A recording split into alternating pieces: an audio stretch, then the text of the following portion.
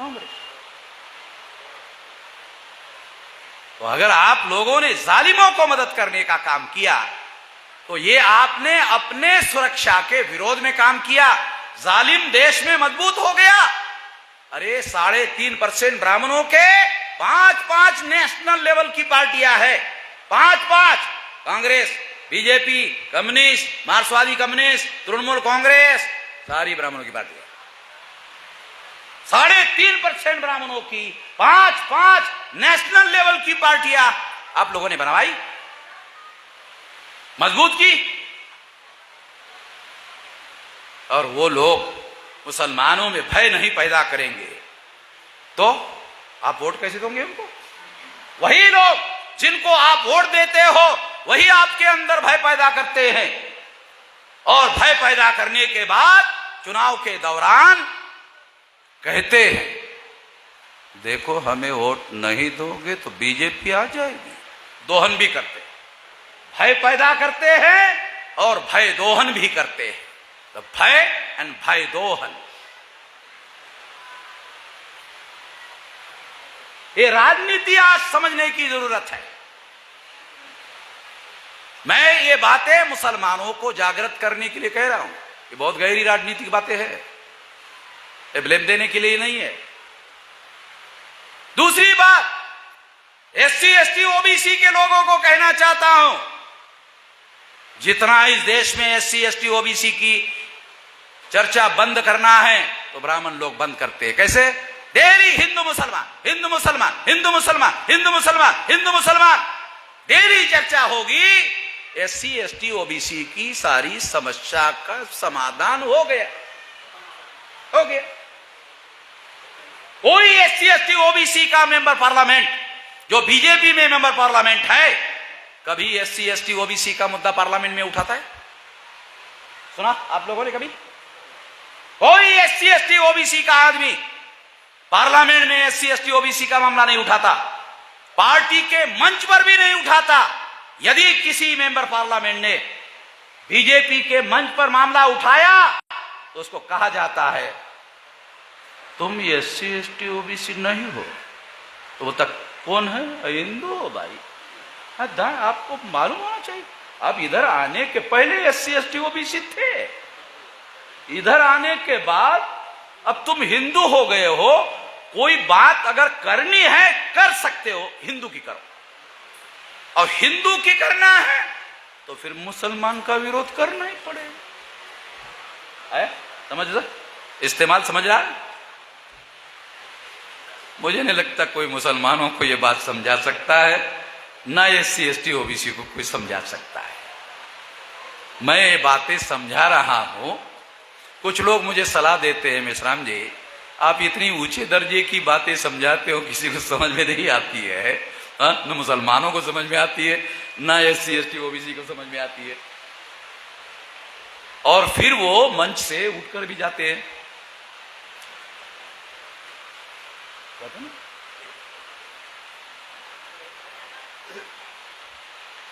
जब संकट होता है तो मैं ही मैदान में रहता, उठता नहीं हूं, फिर मैदान में रहता हूं मैं लड़ने के लिए मुसलमानों के फेवर में। जब संकट आता है ना मुसलमानों के लिए तो मैं रहता हूं मैदान में, फिर मैं उठ के नहीं जाता। मैं इसलिए आप लोगों को यह बता रहा हूं, ये बातें हम लोगों को समझनी है कि SC ST OBC के लोग हिंदू नहीं है। मैं एक बार रेल में ट्रैवलिंग कर रहा था,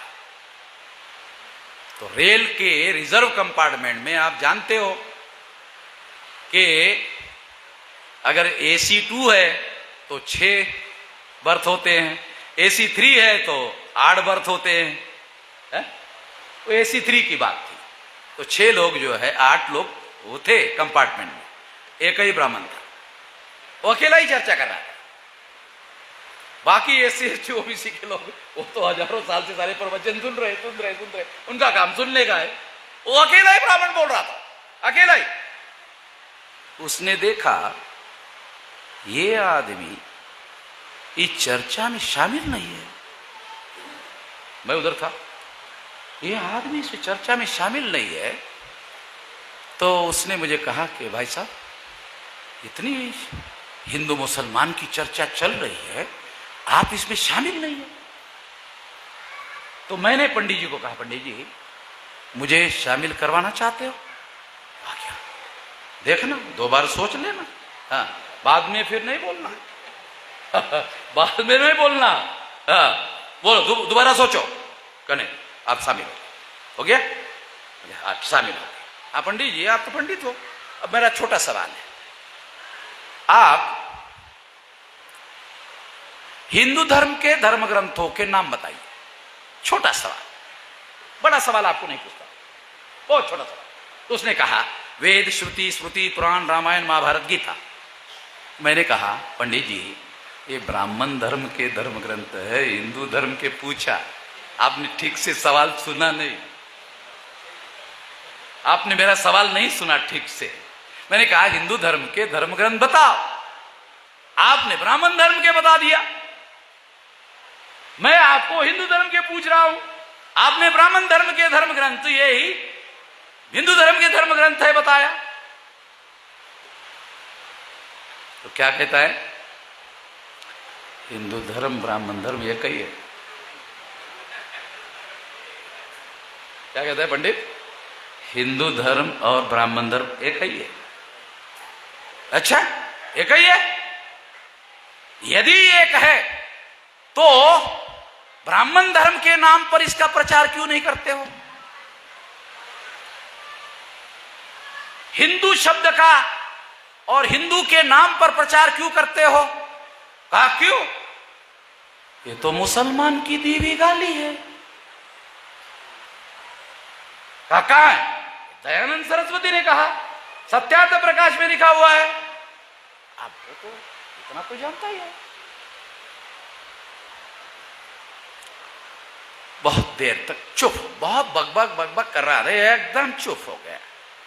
ये आदमी ने साला पकड़ लिया हमको, ऐसा गले में हाथ नहीं डाला मगर पकड़ लिया। अभी क्या करे क्या करे, इतने में गाड़ी रुक गई। तो झोला था उसके पास, झोला उठाया और कहा कि मुझे अभी उतरना है, एक काम याद आ गया। मैंने कहा आप तो कह रहे थे 2 घंटे के बाद है आपका स्टेशन। नहीं मुझे एक काम याद आ गया है इसलिए मैं उतर रहा। तो उसके उतरने के बाद जो SC ST OBC के थे ना, मैंने कहा तुम हाँ हाँ कर रहे थे ना, हाँ हाँ हाँ हाँ कर रहे थे सैनी जी, समझ रहे क्या?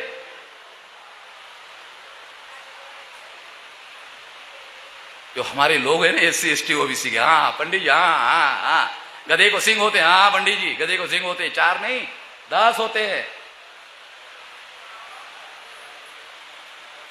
तो बात आपको मैं बता रहा हूं कि यदि उन्होंने अपने ओरिजिनल ब्राह्मण धर्म के नाम पर प्रचार किया होता तो कोई SC ST OBC का आदमी उनको गधा बनाना आसान नहीं होता। हिंदू शब्द की वजह से SC ST OBC के लोगों को गधा बनाना संभव हो गया।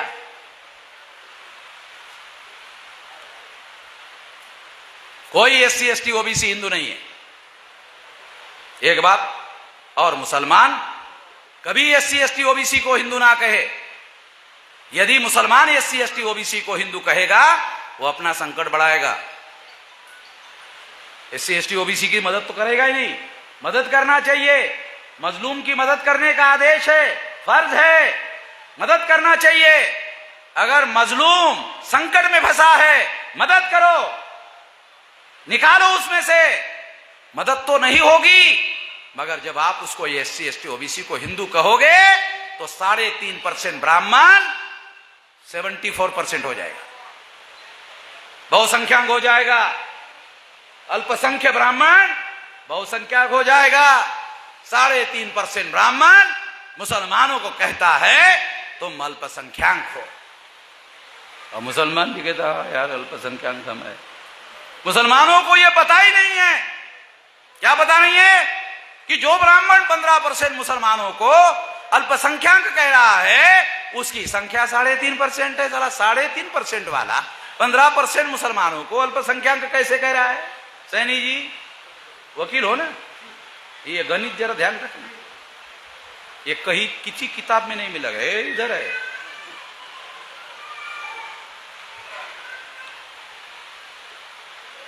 ये समझना बहुत जरूरी है। मुसलमानों को जितना ज्यादा एससी एसटी ओबीसी के लोगों को हिंदू कहोगे उतना ज्यादा ब्राह्मण मजबूत होगा, जितना ज्यादा ब्राह्मण मजबूत होगा उतना ज्यादा मुसलमान संकट में फंस जाएगा। तो मुसलमानों को चाहिए कि अगर मजलूम समझ नहीं रहा है एससी एसटी ओबीसी का, तो उसको लगातार समझाने का काम करो।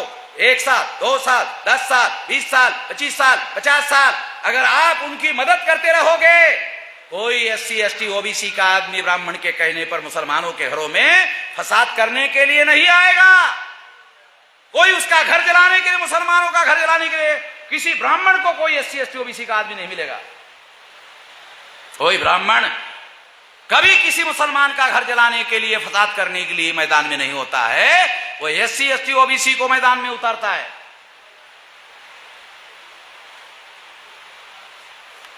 इस सारे देश भर में मैं कह रहा हूं, सारे देश भर में मैं अपने भाइयों को समझा रहा हूं, एससी एसटी ओबीसी के लोगों को समझा रहा हूं, इसे समझना जरूरी है। इसलिए एससी एसटी ओबीसी के लोग, देखो नरेंद्र मोदी ओबीसी का आदमी, आप लोगों को बता रहा हूं जो एससी एसटी ओबीसी के लोग हैं, नरेंद्र मोदी ओबीसी का आदमी, उसको आरएसएस ने प्रधानमंत्री का पद दिया, पद देने से संतुष्ट हो गया, बोले 52% की गिनती करने की जरूरत नहीं है, प्रधानमंत्री हो गया हमारा आदमी, और वो पद से संतुष्ट हो गया। 52% ओबीसी नरेंद्र मोदी को प्रधानमंत्री का पद दे दिया, पद से संतुष्ट हो गया, अधिकार मांगा ही नहीं, पद से संतुष्ट हो गया।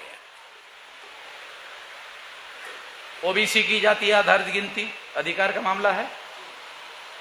कभी किसी मेंबर पार्लियामेंट ने जो ओबीसी का है पार्लियामेंट में मांगा, कोई बोला जाति आधारित गिनती करो, बोला है कोई नाम? खुद नरेंद्र मोदी जो ओबीसी है उसने सुप्रीम कोर्ट में हलफनामा दाखिल किया, ओबीसी की जाति आधारित गिनती नहीं होगी। एक दिन मैंने टीवी पर खबर सुनी नरेंद्र मोदी की, शेरों की संख्या बढ़ गई है, शेरों की संख्या बढ़ गई है, बगैर गिनती के ही मालूम हो गया नरेंद्र मोदी को, शेरों की संख्या बढ़ गई।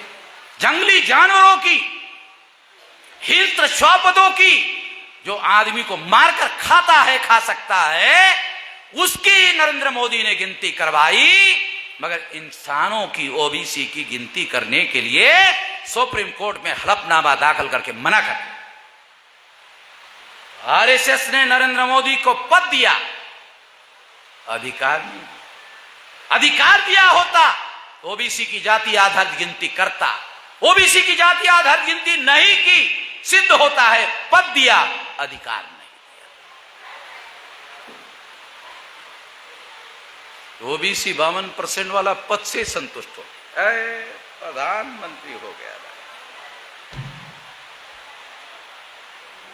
बस ये थे संतुष्ट।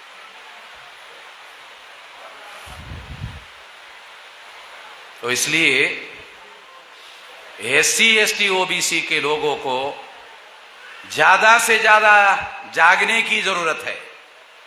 मुसलमानों को अनुरोध करता हूं कि इस देश में एससी एसटी ओबीसी को जगाने के लिए मदद करो। कुरान में कहीं पर भी मजलूमों को जगाना नहीं चाहिए, मजलूमों की मदद नहीं करनी चाहिए, ऐसा कोई आदेश नहीं है। आदेश है मजलूमों की मदद करो, अल्लाह ताला का आदेश है, मजलूमों की मदद करो। आखिरत में पूछेगा अल्लाह ताला। यहां तो कोई पूछ नहीं रहा वामन मेश्राम के अलावा यहां तो वामन मेश्राम पूछ रहा है मालूम होने की वजह से, मगर आखिरत में अल्लाह ताला हर मुसलमान को पूछेगा। क्या पूछेगा? मजलूम की मदद करने का आदेश दिया था, कितना किया बताओ? तुम जब नहीं कर रहे थे तो मैंने वामन मेश्राम को समझाने के लिए भेजा, फिर भी नहीं माना। क्यों? ऐसा क्यों कह रहा हूं चौधरी साहब?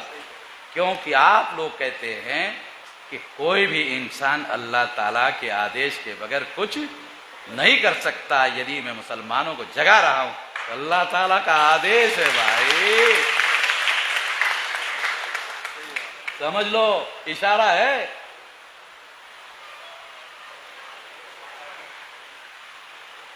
समझाने का काम कर रहा हूं।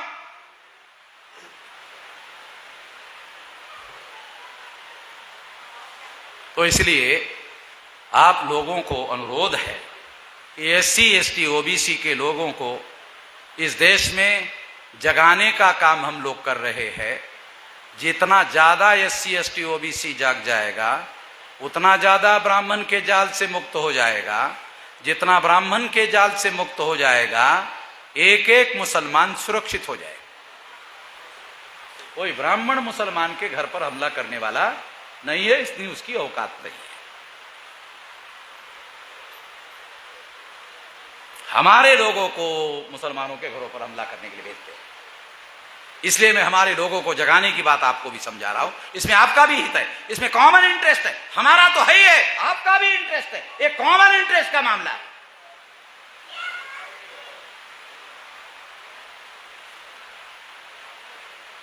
इसलिए मैं कुछ बातें आप लोगों को समझा रहा हूं।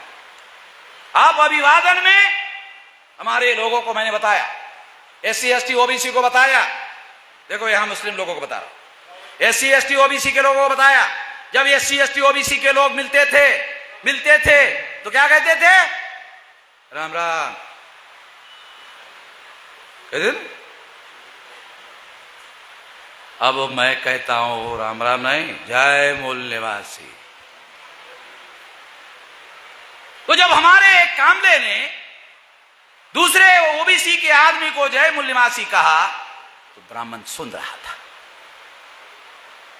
तो ब्राह्मण ने कामले को कहा, कामले अरे बाबा साहब ने कितना तुम लोगों पर रहम किया, कितना अधिकार दिया, तुमने जय भीम बोलना बंद कर दिया, जय मूल निवासी बोलना शुरू कर दिया।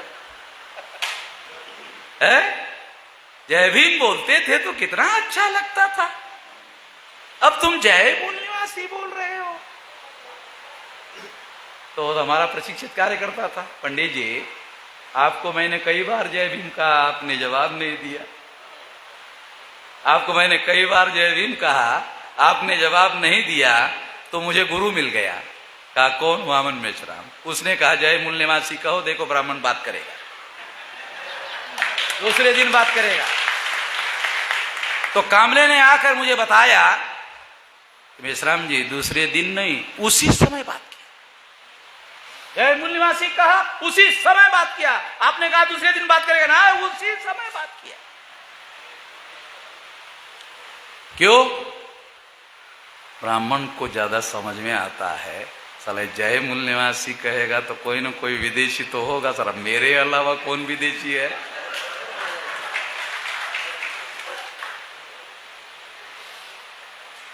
तो मुसलमानों को आरएसएस के लोग कहते हैं विदेशी विदेशी विदेशी। मुसलमान अभिवादन में जय मूल निवासी कहना शुरू कर दे तो मुसलमान राष्ट्रवादी साबित हो जाएगा और ब्राह्मण जो है वो बोलना बंद कर देगा। कुछ करने की जरूरत। आपको 5 बार नमाज पढ़ना है, जय मूल निवासी कहने से कोई रुकावट नहीं। जय मूल निवासी से नेशनैलिटी प्रूव होती है और कुछ नहीं होता। जय मूल निवासी से नेशनैलिटी प्रूव होती है कि आप यहाँ के मट्टी से पैदा हुए हैं, यहाँ के है। इससे आपकी 5 बार की इबादत नमाज पढ़ने के लिए किसी प्रकार की कोई रुकावट नहीं है। ये करना होगा। ये करने से बहुत सारी बातों का समाधान हो सकता है। 1 घंटे से ज्यादा हो गया बोलने के लिए और 1-8 घंटा का समय है और है, मगर मैं आपकी सहनशीलता का अंत नहीं देखना चाहता, क्योंकि सारे लोग आप लोगों पर अत्याचार करते, मैं भी अत्याचार करूं तो जरा गड़बड़ हो जाएगा। तो आप लोगों को ज्यादा देर तक सुनने के लिए यहाँ बिठा के रखना उचित नहीं होगा। और दूसरा, अगर मान लो ज्यादा खिलाऊंगा तो बदहजमी होने का भी खतरा है। ज्यादा मान लो खिलाऊंगा तो बदहजमी होने का भी खतरा पैदा हो जाएगा। तो मैं सोचता हूं जितना हजम हो सकता है उतना ही खिला दो, फिर अगले बार कोई मौका मिलेगा तो फिर बताएंगे। आखिरी बात, हम लोग 2024 में भाजपा को परास्त करने के काम में लगे हुए हैं। किसी भी स्थिति में 2024 में भाजपा को आने नहीं देना। अभी मैं बहुत सारी बातें आपको नहीं बता सकता मंच पर, केवल एक बात बताना चाहता हूं कि हम लोग पूरी ताकत के साथ, पूरी शक्ति के साथ,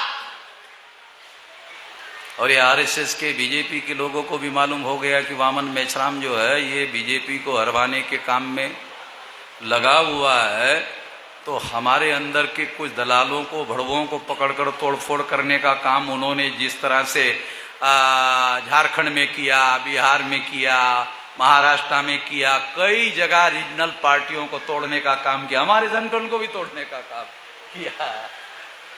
उनको मालूम है कि ये 2024 में वामन मेश्राम पूरी ताकत से भाजपा को हरवाने के काम में पूरी शक्ति लगाकर करेंगे। तो साथियों, मैं आखिरी बात यही कहना चाहता हूं कि आने वाले समय में रोते चिल्लाते रहने का कोई मतलब नहीं है। मैं 18 साल 3-4 महीने का था, तब से लेकर अब तक 31 राज्यों में, 567 जिलों में, 4000 से ज्यादा तहसीलों में, 22,000 से ज्यादा ब्लॉक में, 1.5 लाख से ज्यादा गांवों में संगठन का जाल पैदा किया। 5 मार्च 2019 को 13 पॉइंट रोस्टर के विरोध में भारत बंद करवाया और नरेंद्र मोदी को संसद में संविधान संशोधन करने के लिए मजबूर किया। भारत में नरेंद्र मोदी को मजबूर करने वाला वामन मेश्राम के अलावा कोई दूसरा आदमी है नहीं।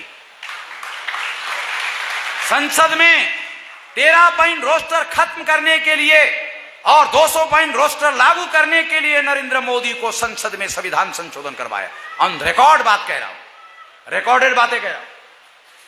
दूसरा, सीएए, जिसके आधार पर एससी, एसटी, ओबीसी के 75% लोगों को देश में विदेशी साबित करने के लिए कानून बनाया।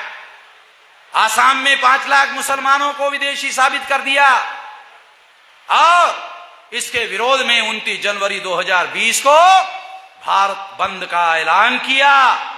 बहुत बड़ा भारत बंद हो गया और जब से भारत बंद हो गया, सीए का कानून कचरे के डिब्बे में पड़ा,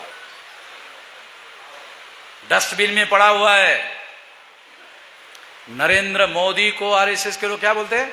बहुत शक्तिशाली नेता है, बहुत ताकतवर नेता है नरेंद्र मोदी। चलो मान लेते हैं नरेंद्र मोदी बहुत ताकतवर, बहुत शक्तिशाली नेता है, मगर नरेंद्र मोदी का पास किया हुआ सीए का कानून, संसद के द्वारा पास किया हुआ कानून वामन मेश्राम ने लागू नहीं होने दिया। अगर नरेंद्र मोदी ताकतवर और शक्तिशाली नेता है, वामन मेश्राम भी इंच भर ज्यादा ही है नरेंद्र मोदी से, ज्यादा नहीं, इंच भर, तभी तो रोक लगाए। नहीं तो हर जिले में मुसलमान आज के तारीख में इस सवाल का जवाब नहीं दे पाता कि उसका बाप कब और कहां पैदा हुआ।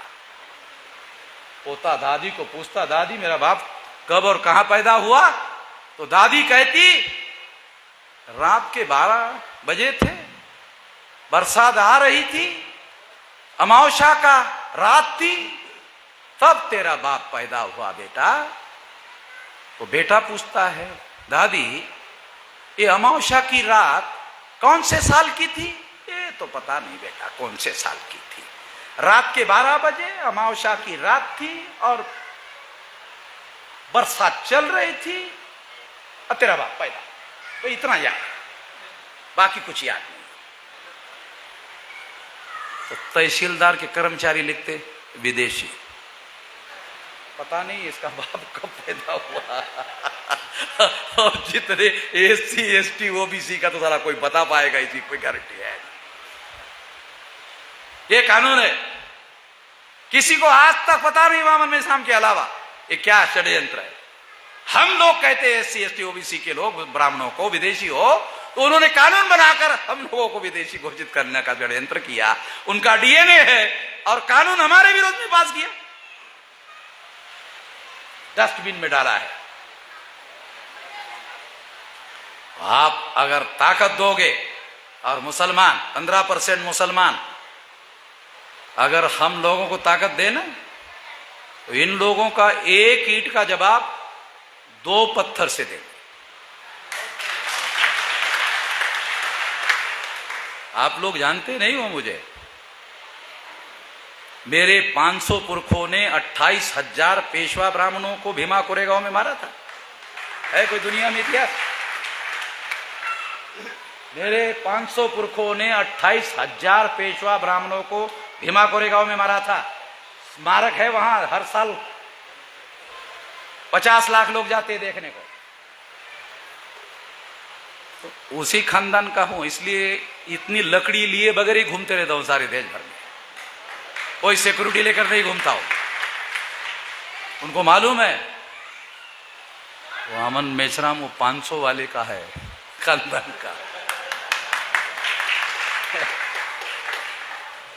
तो इसलिए ये लड़ाई लड़ी जाएगी। और अगर मुसलमान 15% इस्लाम के मजलूमों का सिद्धांत उसके साथ में चले, तो आखिरत में अभी तक जितनी गलतियां की सब माफ हो जाएगी, सब माफ हो जाएगी। अगर आप ऐसा करते हो तो आपको ऐसा करना होगा, और अगर आप नहीं करते हो तो अल्लाह ताला के कोप से, अल्लाह ताला के अजाब से, अजाब बराबर थोड़ा जानता हूं, मैं भी जानता हूं। मुसलमानों के साथ रहते रहते मैं कुछ उर्दू के अरबी के शब्द सीख गया हूं। तो इसलिए आप लोगों को फायदे की बात बता रहा हूं, आपके नुकसान की बात नहीं बता रहा हूं, आपके फायदे की बात बता रहा हूं। जितना जल्दी SC ST OBC जाग जाएगा, उतना जल्दी मुसलमान, एक एक मुसलमान सुरक्षित हो जाएगा। साथ दो, बस इतना ही कहना।